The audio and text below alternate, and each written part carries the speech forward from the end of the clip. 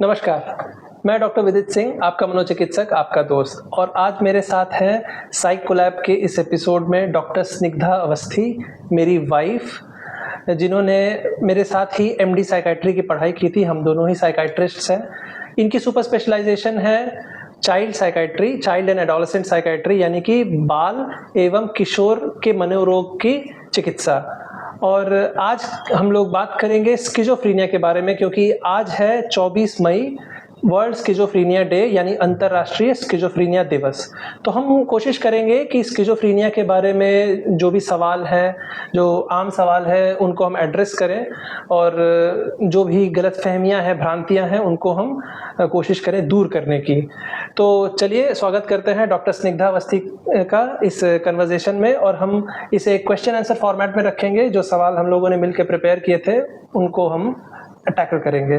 तो डॉक्टर स्निग्धा, आपका स्वागत है। Thank you very much. तो सबसे पहला सवाल है कि स्किज़ोफ्रेनिया क्या बहुत रेयर है? क्या आम जनता में उतना नहीं होता है, या फिर जितना हम लोग उसको रेयर मानते हैं उतना रेयर नहीं है? जो लेटेस्ट हमारे पास डेटा है स्किज़ोफ्रेनिया के बारे में, तो उसके हिसाब से approximately 1% of the world population has schizophrenia. तो आप मानिए कि वर्ल्ड का पॉपुलेशन इस समय 8 बिलियन प्लस है, तो उसको स्केल करके 1% इज़ अ ह्यूज नंबर। अब ये तो जैसे प्रीवियसली सोचा गया था, स्किज़ोफ्रेनिया अब उतना रेयर अब नहीं है, विच इज़ वाई हम वर्ल्ड स्किज़ोफ्रेनिया डे जैसे दिन मनाते हैं, ताकि हम इसके बारे में आम जनता में अवेयरनेस क्रिएट कर सकें।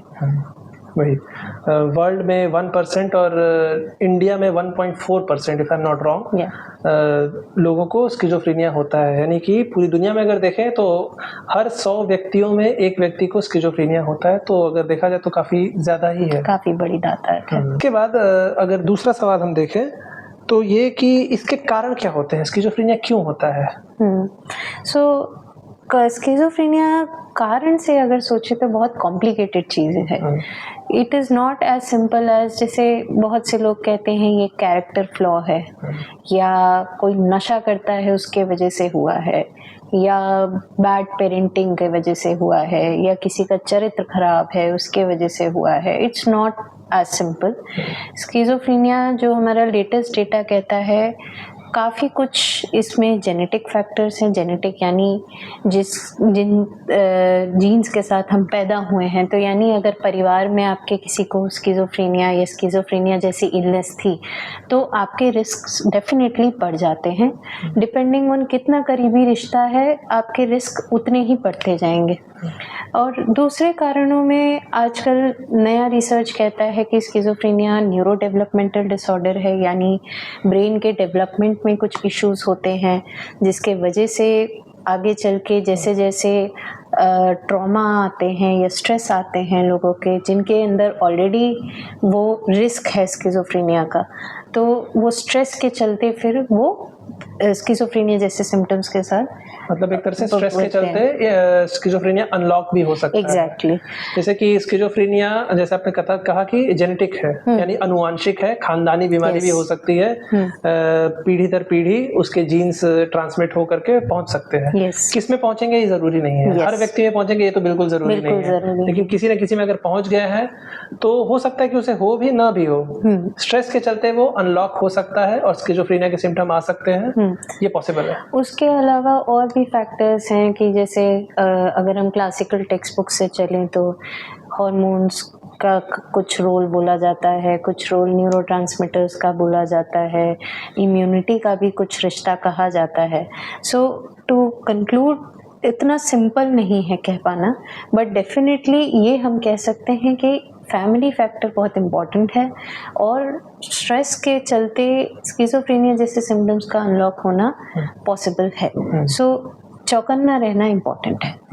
जैसे बोलते हैं साइकाइट्री में नेचर एंड नर्चर, यानी कि नेचर हो गया जो जेनेटिक वाला पार्ट है, और नर्चर हो गया जो परवरिश वाला पार्ट है।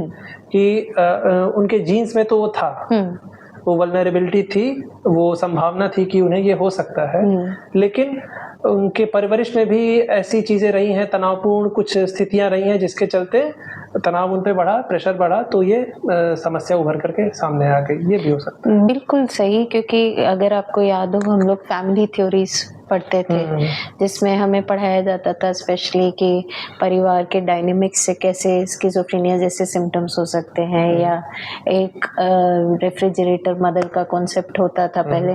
तो कई फैक्टर्स हैं, तो एक पॉइंट से कि एग्जैक्टली कह पाना कि ये कारण है, अभी फिलहाल इस पे रिसर्च जारी है, अभी हम नहीं कह सकते।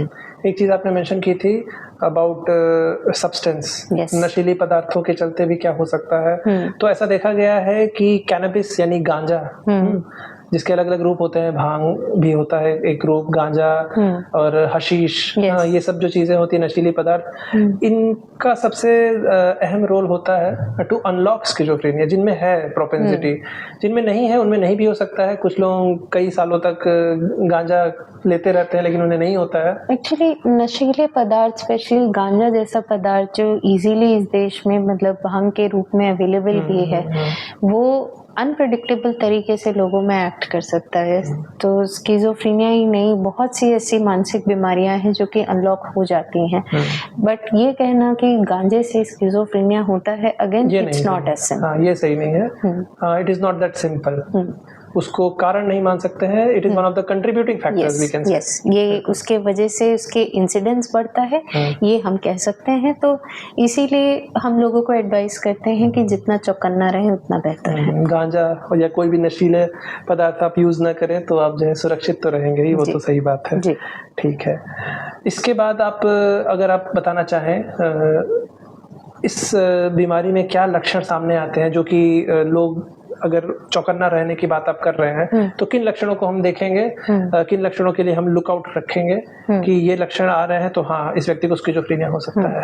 सो क्लासिकली जब हम भी डायग्नोसिस बनाते हैं अपने क्लिनिक में, तो हम 5 लक्षणों में हम कोशिश करते हैं कि पेशेंट के सिम्टम्स को फिट कर सकें। तो सबसे पहला चीज़ होता है कि उनके अनुभव के बारे में, कि बहुत से पेशेंट्स आपको आके कहेंगे कि हम अकेले बैठे होते हैं, हमें आवाज़ें आती हैं, या अनुभव ऐसे अजीब स्मेल आना, लोग दिखाई देना, जिसको पहले की भाषा में भूत बाधा भी बोला जाता था, है ना, कि माता आ गई, देवी आ गई। बट ये एक्चुअल अनुभव होते हैं जो कि उतने ही सच होते हैं जितने कि एक आवाज़, जैसे मैं और आप बात कर रहे हैं। तो ये बहुत पेशेंट के लिए बड़ा डरावना एक्सपीरियंस होता है। उसके अलावा बहुत से परिवार ऐसा रिपोर्ट करते हैं कि पेशेंट जो है अजीब अजीब बातें कर रहे हैं, बहकी बहकी बातें कर रहे हैं, डरते हैं कि जो चीज़ें मतलब उन्हें डर के कारण उन्हें सच्चाई अलग लगने लगती है, झूठ सच लगने लगता है। तो वो थिंकिंग पैटर्न्स जो हैं वो बदलने लगते हैं, और धीरे धीरे करके हम साइकेट्री में शब्द यूज़ करते हैं डेल्यूजन, उस तक जा सकता है। डेल्यूजन मानी ऐसा बिलीफ जो कि गलत है, और उस पर इतना दृढ़ विश्वास है पेशेंट को कि आप चाहे कुछ भी उसको बताने की कोशिश करें कि ये सच नहीं है, वो उस सोच को छोड़ नहीं पाते हैं। तो ये एक बहुत इम्पॉर्टेंट लक्षण होता है। उसके अलावा बहुत से पेशेंट्स में जब प्रॉब्लम बहुत बढ़ जाती है, जब तक परिवार को दिखता है, तो उनके बातचीत में, उनके ख्यालों में, उनके रहन सहन में बहुत ज़्यादा बिखराव दिख सकता है, जिसको हम डिसऑर्गेनाइजेशन भी कहते हैं, कि पेशेंट अचानक अपना ख्याल रखना छोड़ देते हैं, खाना पीना छोड़ देते हैं, बहुत एक्सट्रीम केसेस में नहाना तक छोड़ देते हैं। तो ये भी एक बहुत थोड़ा लेट स्टेजेस में आते हैं, बट ये कॉमन लक्षण है, स्पेशली गांव देहातों में जहाँ लोगों को तुरंत समझ नहीं आता है, वहाँ ये लक्षण पहले दिखते हैं। उसके अलावा कुछ ऐसे इनके उल्टे सिम्टम्स भी दिखते हैं। अब ये सिम्टम्स है जो आपके आसपास लोगों को तुरंत दिखते हैं, पकड़ में आता है, डॉक्टर के पास लेके आते हैं।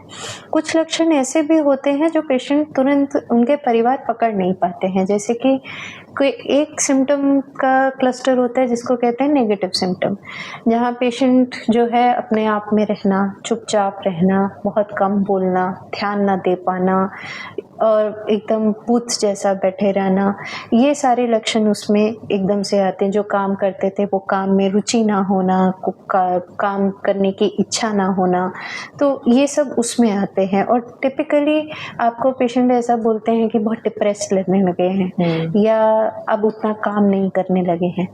और उसके अलावा आखिरी सिम्टम्स हैं जो पहले काफ़ी कॉमनली दिखते थे, आजकल बड़े बड़े अस्पतालों में जैसे CIP हमारा था, निमहांस है, वहाँ पे आज भी दिखता है, वो है कैटाटोनिया, जहाँ पे पेशेंट एकदम बुत जैसा खड़ा हो जाना, बिल्कुल खाना ना खाना, मूक हो जाना, ये सारे लक्षण उसमें होते हैं।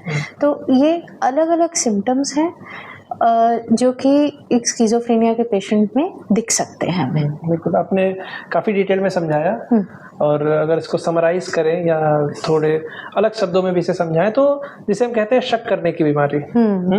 लोगों को शक होता है कि लोग मेरे खिलाफ षड्यंत्र कर रहे हैं, मुझे मारने की कोशिश कर रहे हैं, मेरे पीछे पड़े हुए हैं, जिसको आप डिल्यूजन आपने जिसे कहा कि ऐसा कुछ नहीं है वास्तविकता में, लेकिन उन्हें ये विश्वास हो रखा है, बहुत दृढ़ विश्वास हो रखा है। ये जब सीवियर होता है या शुरुआत में भी हो सकता है कि उन्हें आवाजें आ रही हैं, उन्हें उन लोगों की आवाजें आ रही हैं जो उनके खिलाफ षड्यंत्र कर रहे हैं, और ये लोग अनजान भी हो सकते हैं, पहचान वाले भी हो सकते हैं, एक हो सकते हैं, कई सारे हो सकते हैं। ये आवाजें सिर्फ उन्हें सुनाई दे रही हैं, किसी और को सुनाई नहीं दे रही हैं। तो इसका मतलब होता है कि उनका वास्तविकता से जुड़ाव टूट रहा है, वो वास्तविकता में नहीं है। वो चीजें जो वास्तविकता में नहीं है वो उन्हें आभास हो रही है, उनकी अनुभूति, जो अपने अनुभव के बारे में कहा था, ये चीजें होती हैं। उसके अलावा आपने थोड़े अनकॉमन सिम्टम्स भी बताए, जैसे नेगेटिव सिम्टम्स ऑफ स्किज़ोफ्रेनिया, जिसमें लोग अलग थलग पड़ जाते हैं, तो लगता है इसे काफ़ी कॉमनली कंफ्यूज किया जाता है डिप्रेशन के साथ। तो वो चीज़ें हैं। तो ये सारे लक्षण हैं जो अगर आप देख रहे हैं, मेन चीज़ ये है कि अगर आपको किसी व्यक्ति के व्यवहार में बदलाव दिखाई दे रहा है, पहले उस व्यक्ति का एक पॉइंट ऑफ टाइम के पहले उस व्यक्ति का व्यवहार सामान्य सा था और एक पॉइंट के बाद उसका व्यवहार काफ़ी अलग हो गया है, और उसके चलते उसके रोज़मर्रा की ज़िंदगी में काफ़ी ज़्यादा बदलाव आया है और अपना काम वाम छोड़ दिया है, इस तरह की चीज़ें अगर हो रही हैं तो उचित है कि आप एक बार मानसिक स्वास्थ्य विशेषज्ञ के पास जाएं और देखें कि भाई स्किज़ोफ्रेनिया या फिर कोई और दिक्कत है। खास बात ये है कि स्किज़ोफ्रेनिया जैसी बीमारी समय के साथ बढ़ती है और बिगड़ती है, तो ये लक्षण ऐसा नहीं है कि एकदम अचानक से आएंगे, बहुत रेयर केसेस में होता है। ये धीरे धीरे करके बढ़ता है। और शुरुआत हमेशा जो पेशेंट आम तौर पे जो काम कर पाता था या जो उसकी सामान्य पर्सनालिटी थी, जब उससे अलग कुछ दिखने लगता है तब हमें समझ में आता है। तो आई होप कि लोग इस वीडियो से और कुछ सीखें ना सीखें, बट कम से कम ये समझें कि कौन से लक्षण हैं जो कि इस तरह से धीरे करके बढ़ते हैं। आपने जब ये बात कही तो फिर आप ये भी बताएं कि इसका ट्रीटमेंट किस तरह से किया जाता है, और ट्रीटमेंट के प्रोग्नोसिस, मतलब फ्यूचर में ट्रीटमेंट कितने दिन चलेगा, क्योंकि लोगों का ये कंसर्न रहता है कि दवाइयाँ कितने दिन देनी पड़ेंगी, कब तक चलेंगी, कब सुधार होगा, ये सारे कंसर्न जो रहते हैं। सो बिकॉज जैसा मैंने कहा, स्किज़ोफ्रेनिया जो है समय के साथ धीरे बिगड़ने वाली चीज़ है, राइट। तो इसीलिए उसको पकड़ना बहुत ज़रूरी है। अब जैसे आप मान लीजिए डायबिटीज़ भी है, डायबिटीज़ की दवाई बहुत लंबी चलती है, क्यों? क्योंकि वो धीरे समय के साथ बिगड़ के पहले आपको केवल शुगर पचाने में दिक्कत होगी, फिर वो धीरे पहले आपका टॉलरेंस बढ़ेगा, फिर लास्ट में जाके आपको डायबिटीज होता है। सालों से वो प्रॉब्लम चल रही होती है तब जाके होता है, और ये गलती से ही पता चलता है। आप एक बार मतलब आपको कुछ दिक्कतें हो रही थी, आपका ब्लड टेस्ट हुआ, पता चला कि आपका शुगर बढ़ा, कोई लक्षण आया तब आपको पता चला, बड़ा लक्षण आया तब। जैसे स्किज़ोफ्रेनिया में भी वैसे ही होता है। तो इसमें सबसे इम्पोर्टेंट है अर्ली इलाज। जितने जल्दी आप एक साइकियाट्रिस्ट को कंसल्ट करके इसका इलाज करवा सकते हैं या एटलीस्ट परामर्श कर सकते हैं, उतना अच्छा इसका रिकवरी होगा। नंबर 2, स्किज़ोफ्रेनिया में टिपिकली हम मेडिसिन्स देते हैं और जिनको हम एंटीसाइकोटिक्स बोलते हैं। अब लेटेस्ट उसमें बहुत सारी एंटीसाइकोटिक्स आ गई, वो डॉक्टर्स आपके केस के हिसाब से चूज़ करके डिसाइड करते हैं। बट हाँ, इसकी दवाइयाँ जो है आमतौर में कुछ मानसिक बीमारियों से ज़्यादा लंबी चलती है। बट ये कहना as a full and final rule कि जीवन भर चलेगी या कभी ठीक नहीं होगा, ये सही बात आज के टाइम में नहीं है। एक ज़माना था जब मुश्किल होता था, बट आज के टाइम में मॉडर्न एरा में जब हमारे पास मेडिसिन भी हैं और भी तकनीकें हैं, जैसे ECT हो गए, जैसे कि RTMS वगैरह, कई चीज़ों पे अभी आजकल हम रिसर्च कर रहे हैं। तो आज के टाइम में ऐसा कह सकते हैं कि जो हमारा लेटेस्ट डेटा भी कहता है कि 10 में से अगर 10 पेशेंट स्किज़ोफ्रेनिया के हैं, 2 पेशेंट कम्प्लीटली रिकवर करते हैं, 6 लोग हैं जो रिकवर करेंगे बट वो रिलैप्स करते हैं। अब वो रिलैप्स के कारण कई हो सकते हैं जो हम बाद में डिस्कस कर सकते हैं, और 2 पेशेंट अनफॉर्चुनेटली ऐसे होंगे जिनको बहुत लंबे समय के लिए दवाई खानी पड़ सकती है। अगेन वो उस पर निर्भर करता है कि उनके लक्षण कितने सीवियर हैं, उनके प्रॉब्लम्स क्या क्या हैं, और पेशेंट दवाई कैसे ले रहा है। ये स्किज़ोफ्रेनिया में सबसे इम्पोर्टेंट चीज़ है कि दवाई भी आपको लेनी है कंटिन्यूसली, ना सही बट एटलीस्ट डॉक्टर के एडवाइस के हिसाब से लेते रहते हैं तो चांसेस ऑफ रिकवरी बेटर होते हैं। उसके अलावा और भी नॉन फार्माकोलॉजिकल ऑप्शंस हैं जैसे कि CBT वगैरह, बट अगेन हम पेशेंट के हिसाब से वो चूज करते हैं कि हमें क्या करना है। भाई CBT तो मतलब एक्स्ट्रा सपोर्ट के लिए, लॉन्ग टर्म रिकवरी के लिए हम लेंगे। जैसे शुरुआत में तो दवाइयाँ, सोशल सपोर्ट हो गया and all that, act therapy etcetera, तो ये सब हम यूज करते हैं। तो वही है कि आपने जो बताया कि कुछ लोगों का पूरी तरह से ठीक हो जाएगा, कुछ लोगों का आएगा जाएगा, कुछ लोगों को दवाइयाँ लंबी लेनी पड़ेंगी। तो ये तब होगा जब दवाइयाँ हर लोग सही से ले रहे हैं, क्योंकि ज्यादातर ये होता है कि लोगों को लगता है कि उनके लक्षण कम हो गए हैं तो या तो वो खुद बंद कर देते हैं या तो उनके परिवार वाले बंद करवा देते हैं। सेकंड चीज है कि लोगों को एक्चुअली दिक्कत होती भी है दवाइयों से। मैं ये नहीं कहूँगी दवाई से साइड इफेक्ट नहीं होते हैं, जितनी अच्छी दवाई होगी उतने साइड इफेक्ट्स भी होंगे।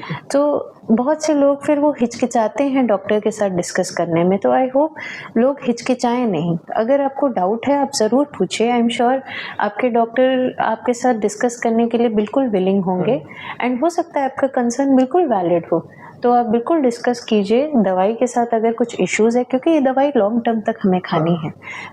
तो लॉन्ग टर्म तक अगर खानी है तो हमें ऐसे डोज पे रखना है जिसमें पेशेंट को नुकसान भी ना हो और वो इतना अच्छा हो जाए कि वो वापस अपनी ज़िंदगी में लौट सके। तो कई लोग साइड इफ़ेक्ट्स की वजह से छोड़ देते हैं, साइड इफ़ेक्ट्स के भय के वजह से छोड़ देते हैं, तो इसीलिए पेशेंट को समझाना बहुत ज़रूरी है, और साइड इफ़ेक्ट्स के बारे में स्पेशली, और उनके कंसर्न्स को एड्रेस करना भी उतना ही ज़रूरी है। वही, क्योंकि कई बार ऐसा होता है कि शुरुआत में अगर दिक्कत बहुत ज़्यादा है तो हम कुछ वैसी दवाइयाँ देते हैं जिनसे जल्दी आराम मिले। अगर वो दवाइयाँ वैसी हैं जिनसे जल्दी आराम मिल रहा है, वो थोड़ी ज़्यादा इफेक्टिव है, तो चांसेस है कि उनके साइड इफ़ेक्ट्स भी ज़्यादा होंगे, वो उतनी हल्की नहीं है छोटू से। तो हमने उन्हें वो दवाइयाँ दी, सुधार हुआ, उसके बाद लेकिन अगर साइड इफ़ेक्ट्स भी आ रहे हैं तो फिर हम जो है थोड़ी हल्की दवाइयों पे जा सकते हैं जो कि मेंटेनेंस के लिए ज़्यादा सेफ है, इनको लंबे समय तक लिया जा सकता है without worrying about the side effects. तो वैसी दवाइयाँ हर तरह की हैं। हम लोग काफ़ी सारी चीज़ें देखते हैं, जैसे कि बॉडी टाइप कैसा है। अगर कोई व्यक्ति काफ़ी पतला दुबला है, उसका काफ़ी वेट लॉस हो रखा है, तो ऐसी दवाइयाँ हैं जो कि थोड़ा वेट बढ़ाती हैं एज अ साइड इफ़ेक्ट। वो खाना पीना नहीं खा रहे हैं, जैसा कि नेगेटिव स्किज़ोफ्रेनिया में होता है, तो थोड़ा उनकी भूख भी लगेगी। तो इस तरह की चीज़ें हम जो है मिला जुला करके किसको कौन सी दवाई देनी है वो उस पर्टिकुलर पेशेंट के प्रोफाइल पे डिपेंड करता है। एक तरह से हम लोग टेलर करते हैं उनके हिसाब से दवाइयाँ, लेकिन हमारी यही कोशिश रहती है कि साइड इफ़ेक्ट कम से कम हो, और अगर ज़रूरत पड़े लंबे समय तक लेने की, कई सालों तक लेने की, तो पेशेंट वो ले सके आराम से और ठीक रहे। यस। हाँ जी। इसके बाद अगर हम आपसे पूछें कि कुछ लोगों को ये लगता है कि उनके ऊपर भूत आ गया है, जब स्किज़ोफ्रेनिया सिम्टम्स आते हैं गांव में खास करके, भूत आ गया है, कोई साया आ गया है, ये एक रहता है, इसको कैसे एक्सप्लेन करेंगे पेशेंट्स को? सो अगेन ये जो डिस्क्रिप्शंस है ये सब स्किज़ोफ्रेनिया के सिम्टम्स के ही डिस्क्रिप्शन है, कि साया आना, भूत आना, आवाज़ दिखाई देना, आवाज़ सुनाई देना, लोग दिखाई देना एटसेट्रा। तो हमें पेशेंट को बेसिकली वो सिम्टम्स के बारे में ही एजुकेट करना होगा कि क्या क्या लक्षण होते हैं पेशेंट और पेशेंट से ज़्यादा पेशेंट पार्टी को, जो उनके परिवार के जन हैं जिनको ये लक्षण देखने पड़ते हैं और कभी कभी उसका खामियाजा भी भुगतना पड़ता है। तो इट्स ऑलवेज इम्पोर्टेंट कि हम लोगों को बताएं क्या लक्षण होते हैं, क्या क्या एक्सपेक्टेड है और ये कैसे समय के साथ बदल सकता है, ये भी जानना ज़रूरी है। कई बार ऐसा होता है कि लोग बोलते हैं कि स्किज़ोफ्रेनिया की दवाइयों के चलते वो बिल्कुल ज़ॉम्बी जैसे बन गए हैं। तो वो कैसे हम एड्रेस कर सकते हैं? बहुत से लोगों का कंसर्न होता है कि साइकेट्री की मेडिसिन नहीं लेंगे क्योंकि आदत पड़ेगी, आदत पड़ेगी is the number 1 concern. Number 2 होता है कि हम ज़ॉम्बी बन जाते हैं, हम काम नहीं कर पाते हैं। तो अगेन कोई भी दवाई का डोज बहुत इम्पोर्टेंट होता है। तो अगर हायर डोज होगी तो ऑब्वियसली साइड इफ़ेक्ट्स आ सकते हैं।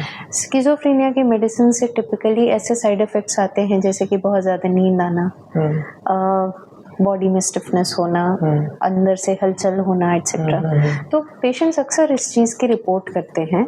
तो ऐसा कहना कि ये मिथ्या है ये सही नहीं होगा, बट हाँ अगेन इट इज़ इम्पॉर्टेंट कि पेशेंट्स जो हैं ज़रूर अपने डॉक्टर से जब ये लक्षण आते हैं तो उसके बारे में डॉक्टर से ज़रूर डिस्कस करें।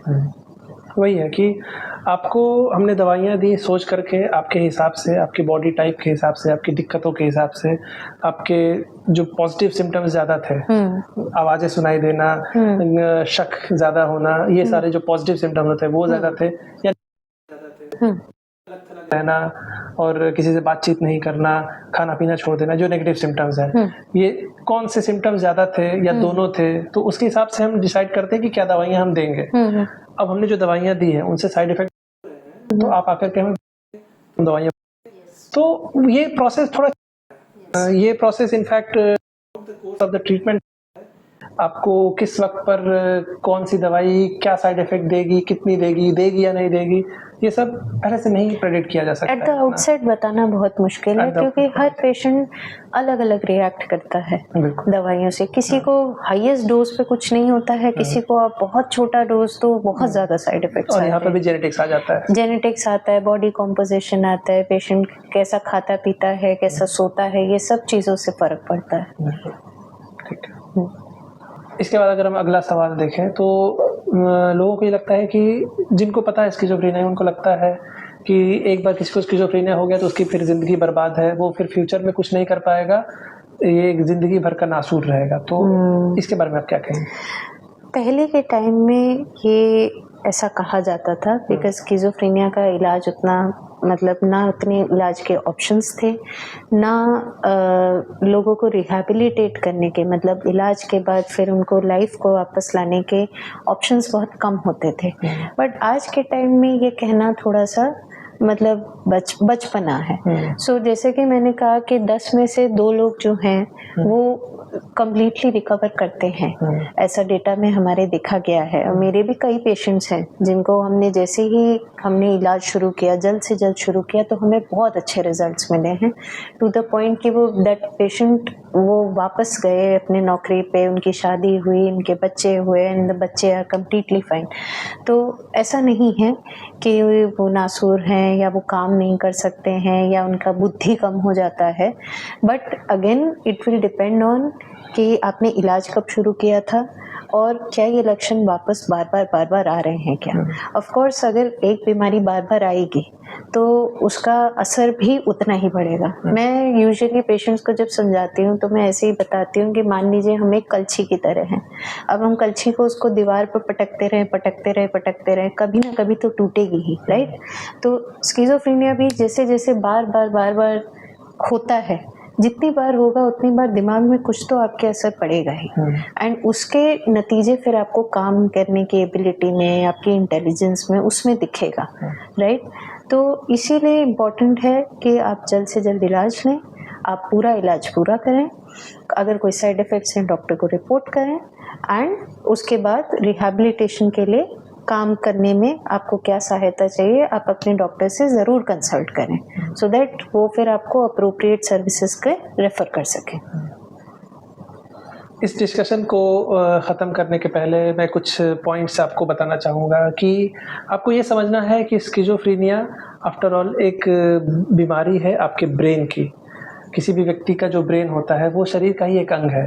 अब जैसे कि लिवर में होता है हेपेटाइटिस, तो हेपेटाइटिस लिवर का ही डिजीज है। हाँ? जैसे ब्रेन में एक अलग कारण से इन्फेक्शन में होता है एनसेफेलाइटिस, उसी तरह से लिवर में होता है हेपेटाइटिस। उसी तरह से स्किज़ोफ्रेनिया, क्योंकि हमने ये पढ़ा भी है कि उसमें भी इन्फ्लेमेशन थ्योरी भी एक आती है। तो स्किज़ोफ्रेनिया भी ब्रेन का एक मतलब रोग है, और ब्रेन भी हमारे शरीर के बाकी अंगों की तरह एक अंग है। ट्रीटमेंट करने से ये भी सही होता है। तो इसको लेकर के हम जो इतना डरते हैं और इसके बारे में हम लोग कुछ ऐसी ऐसी चीज़ें बनाते हैं जिससे और भी लोग डरते हैं, इसको लेकर के इतना जो शर्म बोध है, लज्जा बोध है कि ये व्यक्ति पागल हो गया है, और फिर उससे हम लोग दूर भागते हैं, उसके परिवार से हम दूर भागते हैं। तो ये नहीं होना चाहिए। आप शरीर के किसी भी अंग की बीमारी हो, उसमें जब आप शर्म नहीं महसूस करते हैं, तो ब्रेन की बीमारी में शर्म क्यों महसूस करना है। आप ट्रीटमेंट लेंगे, ये चीज़ ठीक हो जाएगी। ठीक नहीं होगी तो जैसे शुगर और ब्लड प्रेशर मैनेज होकर के हम जो है अपने लाइफ को आगे बढ़ाते हैं, उस तरह से मैनेज होकर चलेगी। लेकिन जब तक आप जीवित हैं, आपकी लाइफ आगे बढ़नी चाहिए। और अगर आपको कोई रोग हुआ है, वो अगर ख़त्म हो जाने वाला रोग है तो ख़त्म हो जाएगा, मैनेज करके चलने वाला है तो मैनेज करके चलेंगे, लेकिन लाइफ आगे बढ़ती रहनी चाहिए। यही जो है टेक अवे मैसेज होना चाहिए, मुझे लगता है। और सबसे इम्पोर्टेंट तीसरी बात मैं बोल रही हूँ कि अर्ली ट्रीटमेंट बहुत बहुत बहुत ज़रूरी है स्किज़ोफ्रेनिया में। और कोई बीमारी में शायद उतना ज़रूरी नहीं है जितना कि स्किज़ोफ्रेनिया में होता है। स्पेशली आजकल हम देख रहे हैं बच्चों में भी स्किज़ोफ्रेनिया बहुत जल्दी आने लगा है। कि पहले के डेटा के हिसाब से जब हम पढ़ते थे कि 15 साल की उम्र में, 15 से 25 हम लोग पढ़ते थे, बट आजकल हम देख रहे हैं बहुत छोटे छोटे बच्चों में 9 साल 13 साल उनमें भी स्किज़ोफ्रेनिया के लक्षण आते हैं। एंड टिपिकली जितना जल्दी स्टार्ट होता है उतने हम कहते हैं कि आगे चल के रिस्क मतलब प्रोग्नोसिस उतना अच्छा नहीं होगा। तो इसीलिए बहुत ज़रूरी है, पेरेंट्स के लिए भी मैं ये मैसेज दूंगी कि प्लीज़ अगर आपको कभी भी थोड़ा सा भी शंका हो कि बच्चे के बर्ताव में अचानक से कुछ बदलाव आ रहे हैं, तो प्लीज़ एक साइकियाट्रिस्ट से या नियरेस्ट डॉक्टर से ज़रूर कंसल्ट करके उसका इलाज ज़रूर करवाइए। ठीक है, धन्यवाद डॉक्टर स्निग्धा। काफ़ी अच्छा डिस्कशन रहा मुझे लगता है कि लोगों को स्किज़ोफ्रेनिया के बारे में काफ़ी कुछ पता चला होगा। हो सकता है कि आपके कुछ और सवाल हो स्किज़ोफ्रेनिया से जुड़े हुए, इस बीमारी से जुड़े हुए, तो आप बेशक उन्हें पूछिए। आपको मेरे चैनल पे हमारे सोशल मीडिया के सारे लिंक्स मिलेंगे, आप उसके थ्रू पूछ सकते हैं। अगर आपको नहीं मिल रहे हैं, आप कमेंट सेक्शन में पूछिए, हम उसको एड्रेस करेंगे। लेकिन आप इस बीमारी के लिए या फिर किसी भी मानसिक समस्या के लिए कोई डाउट मत रखिए। इन चीज़ों के बारे में जानकारी अभी समाज में थोड़ी कम है, इसीलिए सवाल जितना आप पूछेंगे उतना उसका हम जवाब दे पाएंगे और इससे सबको फ़ायदा होगा। तो धन्यवाद हमारे साथ जुड़ने के लिए। और अगर ये कहना उचित होगा तो हैप्पी वर्ल्ड स्किज़ोफ्रेनिया डे। ठीक है, थैंक यू। Thank you.